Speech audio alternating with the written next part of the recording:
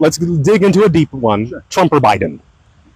I have a picture on my phone with Biden. Wow, that's awesome. I drove for him when he was a vice president. Actually. Awesome, yeah. And it was a nice moment. Yes. And I got to thank him for what he said on 9/11. I don't know, on that night he actually said something thoughtful about how this isn't a whole group of people; it's like a small group of people. And I got to thank him for that. Wow. I also thanked him for this one speech he did on Memorial Day, where he shared some of his personal trauma about his family members dying, and shared with people and shared with an audience of people who had lost others how he understood how they might consider suicide. And I thought, how brave is it for the president or the vice president of the United States to be open about something like that and that kind of vulnerability. So I thanked him for that.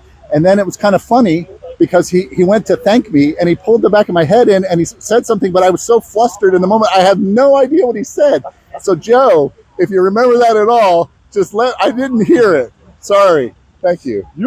He's making me appreciate Joe Biden. But what do you say to those in a I love how you said democracy, things change, it sways. Those that do vote for Trump, I don't want to go to the extremists, because to me, any group of extremists are a little too extreme. But someone that's just a nice person, but they vote for Trump. What do you think? Is that? I have friends who voted for Trump. Awesome.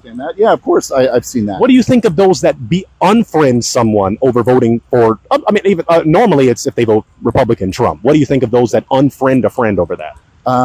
There's a lot of angst with these issues, and I feel like it has died down a little bit over the last couple of years. But I understand those feelings, and I've had them myself. So, like, at the same time, I did put up a wall to people like that. But at the same time, I saw a show with Sarah Silverman where she went out and traveled to different parts of the country. Yeah. It was something about loving America or something like that. Yeah. And she was having these same conversations. And the one piece that really made me hopeful was when they all just said, love is love.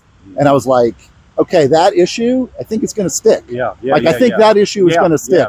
And I think it came from people stepping forward and just having more experiences with that. Right. Like I said earlier, I think that's what changes people, knowing and having experience.